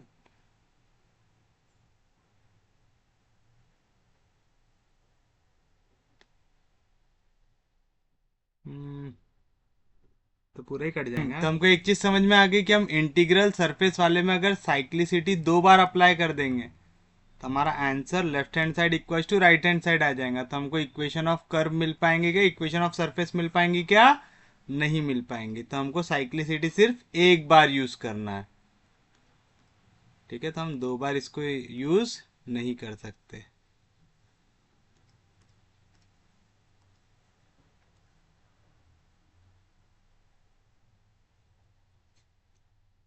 चलो तो C1 निकालने तक एज इट इज यूज करेंगे और C2 हम इससे नहीं निकालेंगे। C2 के लिए मैं आपको दूसरा मल्टीप्लायर बताता हूँ, वो याद रख लो।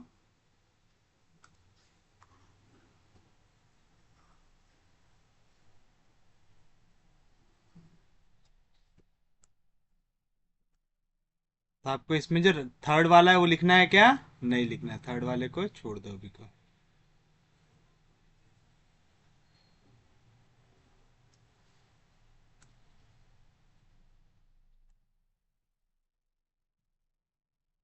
थर्ड वाला पार्ट कैंसिल कर दो, इससे सिर्फ दो ही मल्टीप्लायर लो, ये दोनों। ठीक है, एक 1 - 1 0, दूसरा 0 1 - 1 लिए। तो आपको इतना पार्ट आ गया। तो हमको एक चीज समझ में आ गई, जब भी याद रखना साइक्लिसिटी के क्वेश्चन में अगर इंटीग्रल सरफेस का क्वेश्चन है तो एक बार याला मल्टीप्लायर यूज करना, दोबारा सेट याला यूज मत करना, नहीं तो हमारा LHS इक्वल टू RHS आ जा रहा है और हमारा इक्वेशन ऑफ सरफेस हम निकाल पा रहे क्या? उससे नहीं निकाल पा रहे। तो अब हम दूसरा मल्टीप्लायर ले लेंगे सेकेंड पार्ट के लिए। समझा ना क्यों ले रहे हैं? क्योंकि हमने ट्राई करके देखा नहीं आ रहा है। अच्छा, वो हमने यहीं पे ट्राई कर लिया, पेपर में ट्राई नहीं कर रहे, तो अपन लिखेंगे लेट, ये तो टेकिंग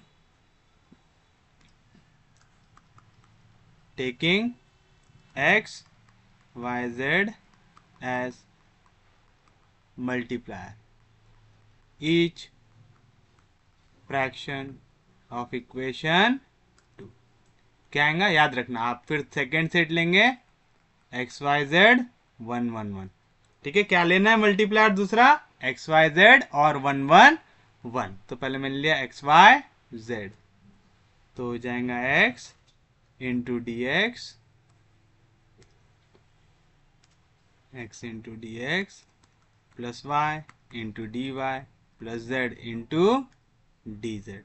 तो पहला वाला ब्रैकेट मल्टीप्लाई होगा x से, तो आएगा x into x square minus y z, आएगा x into x square minus y z plus y, फिर होगा वाई स्क्वायर माइनस यहाँ पे वाई जेड, तो यहाँ पे आएगा एक्स जेड या z x plus z into z square minus x y, है ऐसा?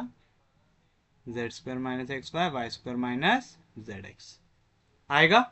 याद रखिएगा, पहला मल्टीप्लायर याद कर लीजिए। पहला वाला आपने लिया 1 - 1 0, दूसरा लिया फिर आपने 0 एक स्टेप आगे 0 1 -1, ये दो के सेट से एक आंसर निकाला। दूसरा आंसर आप इस सेट से निकालेंगे एक्स वाई जेड और 1 1 1 वाले से। तो क्या आएगा x d x plus y d y plus z d z. क्योंकि जब हम इंटीग्रल सरफेस की वैल्यू निकालते हैं तो हम C1 और C2 को कंपेयर करते हैं। क्योंकि हम साइक्लिसिटी से अगर सेम फॉर्मूले से दोनों मल्टीप्लायर निकाल रहे तो C1 C2 की वैल्यू क्या दे रहा? LHS इक्वल टू RHS दे रहा। तो हम क्या करेंगे, एक सेट से एक C1 निकाल लेंगे, दूसरे सेट से C2 निकाल लेंगे। जैसे ये था साइक्लिसिटी के लिए, वैसे साइक्लिसिटी के लिए एक्स वाई जेड और 1 1 1 भी काम करता है। तो चलिए क्या मिलेगा, x into x square x का cube minus x Y z plus y का cube minus x Y z plus z का cube minus x Y z, यानी क्या मिला x into d x plus y into d y plus z into d z. अब हमारा question हो गया थोड़ा सा बड़ा। क्या आएगा, x cube plus y cube plus z cube minus x Y z minus x Y z minus x Y z, क्या आएगा -3 टाइम्स एक्स वाई जेड। कौन सा फॉर्मूला लग रहा है यहाँ पे? A cube plus b cube plus c cube -3ab/c। ऐसा कोई फॉर्मूला पढ़े क्या आपने? A cube plus b cube plus c cube -3ab/c। क्या रहता है इसका formula? A plus b plus c into a square plus b square plus c square minus a b minus b c minus c a. पढ़े वाला formula. तो क्या मिलेगा आपको, x d x plus y d y plus z d Z upon, यहाँ पे ए के जगह है एक्स, बी के जगह है वाई, सी के जगह है जेड। तो क्या आएगा, x plus y plus z into x square plus Y square plus z square minus a b यानी x y minus b c यानी वाई जेड माइनस सी यानी जेड एक्स आएगा। ये आ गया हमारा ईच फ्रैक्शन की वैल्यू। इक्वेशन कितनी दे चुके हैं आप? 4 तक दे चुके, तो हो जाएंगे आपके लिए इक्वेशन नंबर 5। सेकेंड मल्टीप्लायर क्या बताया था मास्टर ने? 1 1 1। याद रखना, साइक्लिसिटी के लिए याद ही कर लो मल्टीप्लायर। पहला हो गया 1 -1 0 0, फिर उसके बाद 1 -1। और आप चाहो तो तीसरा सेट बना सकते, लेकिन तीसरे सेट से अगर आपने दोनों सेम मेथड से सॉल्व कर रहे हैं तो हमको क्या दिख रहा? अगर हम दोनों सेम मेथड सेम मल्टीप्लायर लेके सॉल्व कर रहे हैं तो C1 C2 कैंसल आउट हो जा रहे हैं और LHS इक्वल टू RHS आ जा रहा है। हमारे पास इक्वेशन बन रही क्या? नहीं। तो हम एक साइक्लिसिटी 1 -1 वाली मेथड से निकालेंगे, दूसरी साइक्लिसिटी XYZ 1 1 1 से निकालेंगे। तो आप लिखेंगे taking 1 1 1 as multiplier each fraction of equation 2। क्या आएगा? 1 से मल्टीप्लाई करेंगे तो 1 into x dx dy dz upon क्या आता है यहाँ पे? X square minus Y square minus z x z square minus x y. थी वाली वैल्यू ऐसी दिया हुआ था, x square minus Y square minus z square minus x y, यानी जिसका स्क्वायर है उसको छोड़ के बाकी दोनों का प्रोडक्ट। तो आप इसी को ऐसा लिख सकते हैं d x plus d y plus d Z upon x square plus Y square plus z square minus x y minus y z minus z x. Equation number 5 दे चुके थे, ये हो गया इक्वेशन नंबर 6। अब आप देखो इक्वेशन 5 भी काय की वैल्यू है? Each fraction of equation 2। और इक्वेशन 6 भी किसकी वैल्यू है? Each fraction of equation 2। दोनों का LHS सेम है तो RHS भी सेम होगा। तो आप लिखेंगे फ्रॉम इक्वेशन 5 एंड 6 पहले वाले का LHS ये है।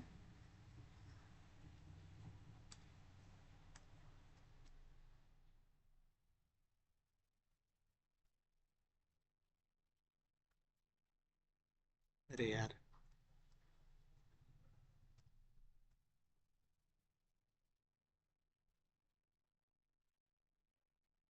ये हमारी पहली इक्वेशन का RHS,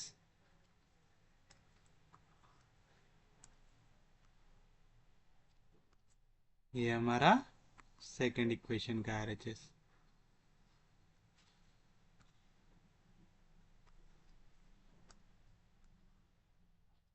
आ गया। अब आप देखिए इसके भी डिवीजन में क्या है? X square plus y z minus x y minus y z minus z x, दोनों के डिवीजन से वाली वैल्यू हो जाएंगी कैंसर। तो क्या मिला आपको? X into d x plus y into d y plus z into d z. यहाँ पे x plus y plus z multiplication division में इधर जाएगा तो मल्टीप्लीकेशन मिलेगा x plus y plus z. यहाँ पे derivative of x derivative of y derivative of z, इसको आप ऐसा लिख सकते हैं क्या? Derivative of x plus y plus z लिख सकते हैं। कोई भी दिक्कत, कोई भी डाउट? तो चलिए अब क्या कर देंगे, इसको इंटीग्रेट कर देंगे। लेकिन इंटीग्रेट करने के पहले ये टर्म है इसका स्क्वायर आएगा तो डिवीजन में आएगा 2। तो आप चाहो तो मल्टीप्लाई बाय 2 कर सकते हो यहाँ पे, क्योंकि देखो सबकी सब जो टर्म है वो क्या है? एक्स डी एक्स, तो उसका इंटीग्रेशन क्या होगा? X square by 2। तो मल्टीप्लाई बाय 2 कर देते हैं तो आएगा 2x d x plus 2y d y plus 2z d z equals to x 2 into x plus y plus z into derivative of x plus y plus z. अब हम इसको कर देंगे इंटीग्रेट। तो 2 कांस्टेंट है इंटीग्रेशन के बाहर, x का integration x square by 2, 2 constant है इंटीग्रेशन के बाहर, वाई का integration y square by 2, 2 constant है इंटीग्रेशन के बाहर, जेड का integration z square by 2, 2 constant है इंटीग्रेशन के बाहर x plus y plus z और उसका डेरिवेटिव साथ में मल्टीप्लाई हो रहा है। देखो एक्स का डेरिवेटिव dx, जब दोनों साथ में मल्टीप्लाई आंसर क्या है? X square by 2। y उसका डेरिवेटिव साथ में मल्टीप्लाई आंसर है वाई स्क्वायर बाय 2। तो x plus y plus z अपने डेरिवेटिव के साथ मल्टीप्लाई होता है, इसका आंसर क्या आएगा?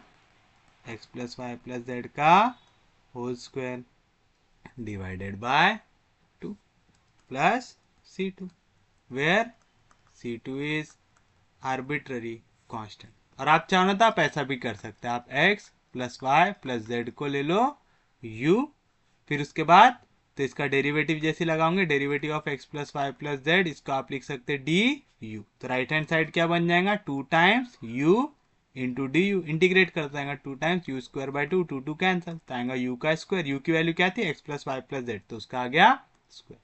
तो आप चाहो तो ऐसा थोड़ा स्टेप बढ़ा के भी लिख सकते हो।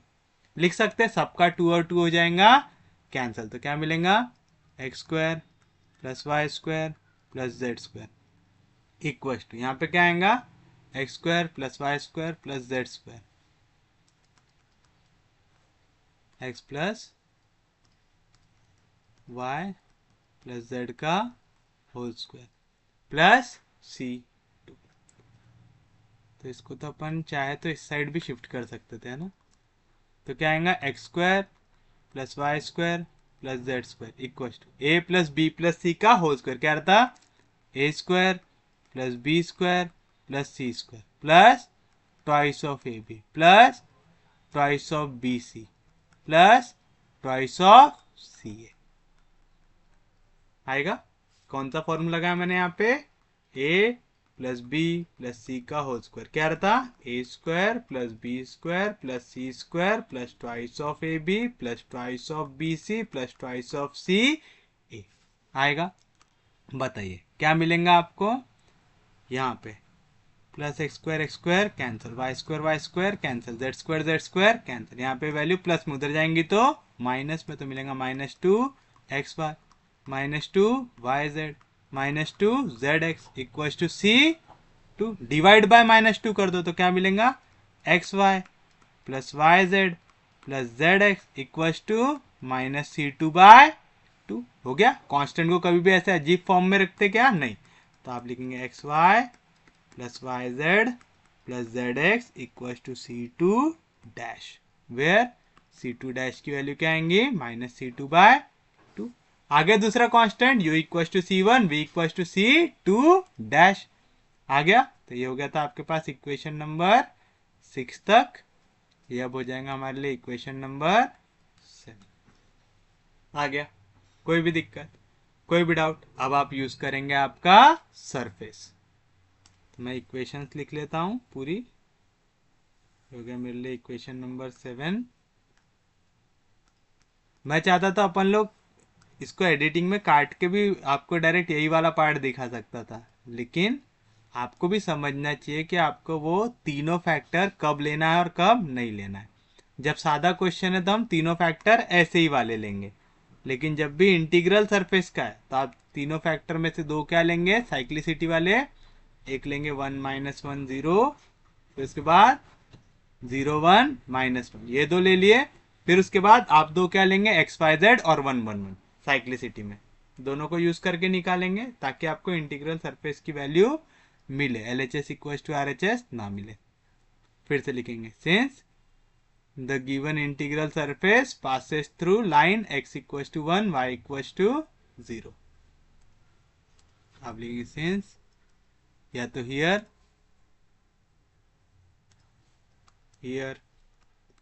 The integral surface passes through line x equals to 1, passes through line x equals to 1 y equals to 0 है यही लाइन।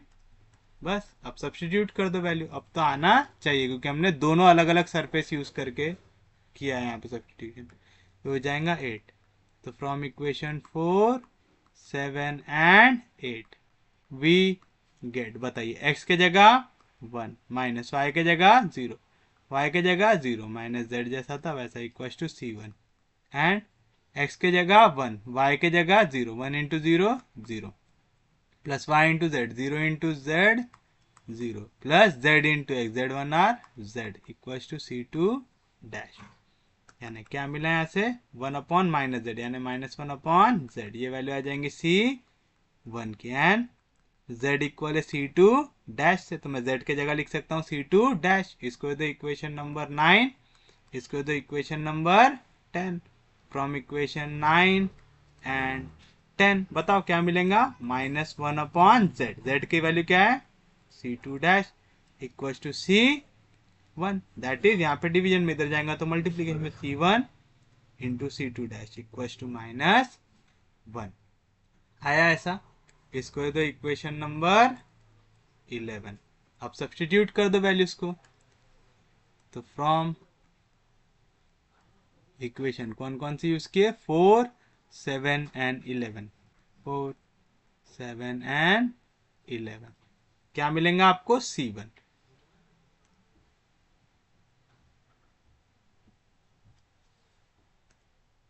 आ गया C1।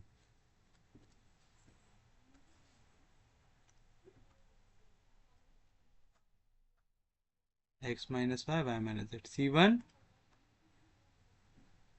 Into C2।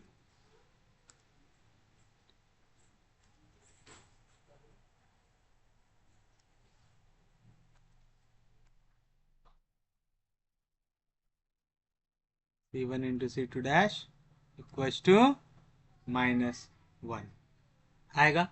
यहाँ पे वाली वैल्यू डिवीजन में, उधर जाएगा तो मल्टीप्लीकेशन में, तो क्या मिलेगा आपको, x से पहले मल्टीप्लाई होंगी वैल्यू, तो x इंटू एक्स वाई हो जाएगा x square y plus x Y z plus x square z, फिर माइनस वाई से मल्टीप्लाई होगा तो आएगा minus x y square minus Y square z minus x Y z equal to -1 into y minus y minus into minus plus z आएगा। ये वाली value यहाँ पे डिवीजन में थी, इधर गई तो मल्टीप्लीकेशन में, और यहाँ पे पहले x पूरे ब्रैकेट से मल्टीप्लाई हुआ, फिर माइनस वाई पूरे ब्रैकेट से मल्टीप्लाई हुआ, x plus y plus z minus x plus y plus z cancel हो जाएगा। तो क्या बचा यहाँ से,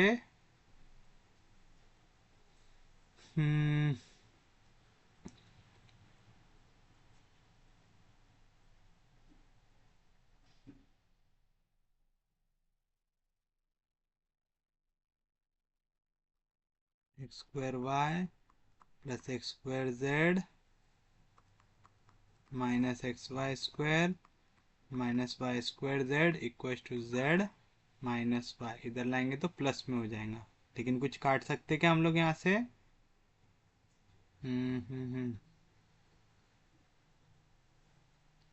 यहाँ से और कुछ कटता हुआ तो नहीं दिख रहा है, तो ये रहना चाहिए आपके पास final answer, that is x square y plus x square z minus x y square minus Y square z minus z plus y equal to 0, which is the required equation of integral surface. तो उम्मीद है आपके वाला part समझ में आया होगा।